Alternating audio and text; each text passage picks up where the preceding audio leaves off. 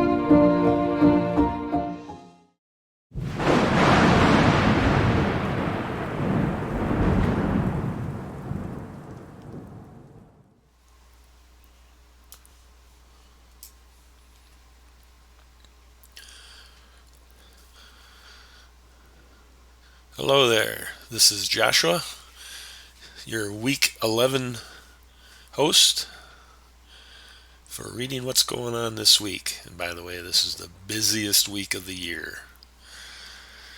So what do we got going on? It's the 71st day of the year, the 11th week, 4th day of the week. In counting the Omer, they're on day 46, and that's going to get done this week. In year 1 of the 40 days and 40 nights with Noah, he's in the middle of the 40 days of rain.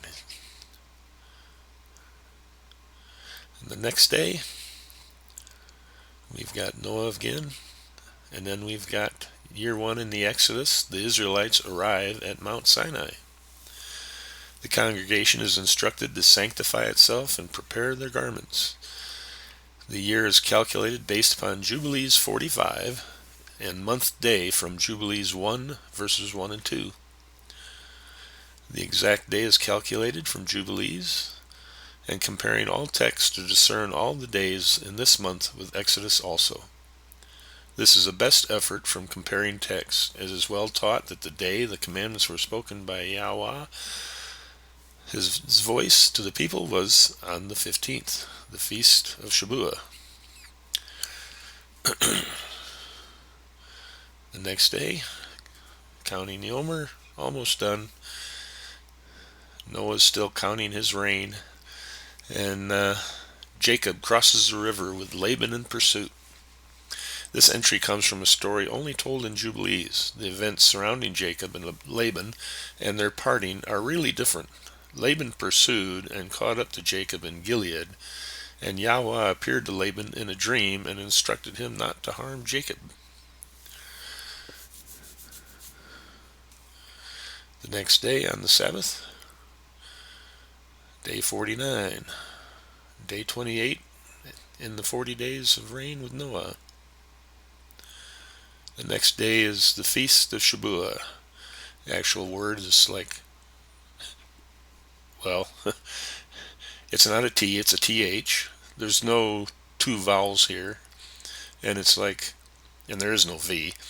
It's Shabuoth, both. Shabuoth, or, well, I think it's an I myself, Shabuoth.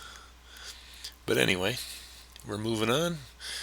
In year 2, Noah is offering the atonement sacrifice and enter the covenant. And be sure to understand that this covenant was meant for all mankind.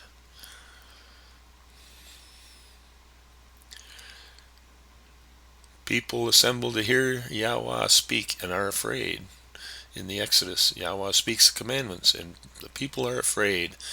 They do not want to listen to his voice and ask Moses to be their mediator.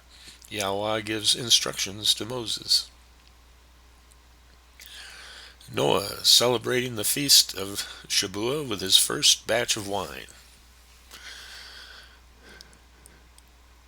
Abram sees the promised land for the first time and receives the promise. He built an altar at Shechem and dwelt near a lofty oak. Yahweh appears to him and he offers a sacrifice on the altar. Abram returns to the promised land to affirm his relationship. Lot recently left. Sarah was returned to him by Pharaoh. He gives thanks to Yahweh, who appears to him to confirm that he will make his seed great and numerous. Abraham follows the instructions and does the sacrifice. Abram believes what he was told in the dream and now offers the sacrifice as instructed. In Hebrew culture, he has now done the Shema, where you obey Father's voice, Torah, and that is counted as righteousness. Study Hebrew understanding of believe. Abram receives a vision of future bondage to freedom of his seed. Abram is receiving a type and shadow vision of the future. Read carefully. The covenant made with Noah, renewed with Abram. In Jubilee 6, that was lost is renewed through Abram. It is made an ordinance forever. Abram celebrates firstfruits, renamed, promises expanded to many nations. Ishmael is approximately 14 years old at this point. The covenant promises are expanded to include many nations. Abram receives the covenant and circumcision and is renamed at the same time.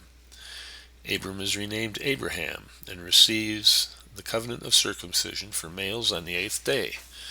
Much type and shadow in this section. Sarai is renamed. Covenant with her lineage affirmed. Yahweh affirms that it is through Sarah the promises will continue. Then Isaac is born. Sarah casts out the bondwoman, Hagar and Ishmael. Yahweh affirms Sarah's decision, and promises come through her. Hagar is told that Ishmael's seed will be a great nation. Isaac and Ishmael celebrate together with Jacob, Abraham, and Rebekah. If you read Jubilees chapter 22 for a different perspective, this is Abraham's last feast. Abraham blesses Jacob, and he died. Yahweh affirms instructions and promises to Isaac. There is nothing in either text to indicate the time of year, but this is placed here due to this feast period being the one for covenants, and Yahweh is true to his patterns. All the covenants are done on Shabuoth.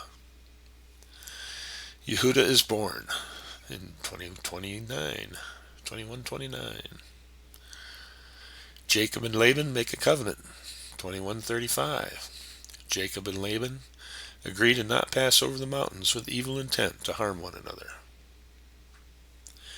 Jacob celebrated firstfruits with old grain due to the drought. Jacob told to go to Egypt, and he leaves this day. Yahweh appeared to Jacob and instructed him to go down to Egypt. Jacob and sons departed that day. Year 1 in the Exodus, Moses reads the covenant, and Yashrael hears and agrees to the covenant. Moses builds an earthen altar as instructed, reads the covenant to the people, and sprinkles them with blood. The 70 elders have a covenant meal halfway up on the mountain. Note, this story is part of confusion that occurs trying to line up all the accounts and put them into an exact timeline. It is only here because of the covenant nature.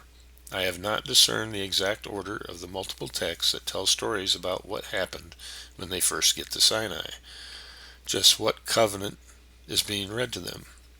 Jubilees starts with telling Moses, "Come up to the mountain, and I will give you what I have written and want you to teach." Exodus has them agreeing to a covenant before Moses even goes up to get the tablets of stone. This is a very challenging section to reconcile texts. Joshua leads the people in a day of reciting blessings and cursings at the two mountains. Before this event, Yashrael has a big victory over the inhabitants and king of Ai. No text gives the exact dates, but based upon our research, we approximate this time frame. We are placing on the calendar on this feast since it has been the time covenants are renewed. Samuel calls for rain and thunder at the harvest against wicked people. The prophet Samuel called for rain and thunder to ruin the feast of Shabuoth for the wicked people who rejected Yahweh as their king and desired a king like the nations. In the north, Tobit from the book of Tobit tries to keep the feast. Tobit celebrated this day and sought out brethren mindful of Yahweh to celebrate the feast, but ends up performing a good work of burying the dead and mourned. Zechariah's priestly service is completed and goes home. This is the first day Zechariah is off duty after being told by the angel Gabriel that he and Elizabeth will have a son, John, so John could be conceived this day. Messiah keeping the feast of Shabuoth in Jerusalem. He heals a lame man while he is there and also teaches at the temple. Yeshua declares the fields are ready for harvest. This scripture occurs during the Feast of Shabuoth. His mentioning the field being ready 4 months early is a reference to the Feast of Tabernacles, which is exactly 4 months in the future. Covenant renewed with early assembly. Apostles gathered together in Jerusalem and received power from heaven at 9 a.m. and Peter preached, and about 3,000 souls repented. Notice that a year earlier, Yeshua had declared the harvest on the same day in the beginning of his ministry. The day after Shabuoth, it's day 30 of 40 days and nights for Noah. Moses is called up to the mountain by Yahweh. Moses called further up the mountain into the dark thick clouds and waits 7 days. He leaves everyone behind. And on the 17th of the 3rd month is day 31 of 40 days of nights of rain for Noah. So that will be it for this week. There's a lot of reading there if you need to check into something, get more familiar with the different stories. And I'll talk to you again next week.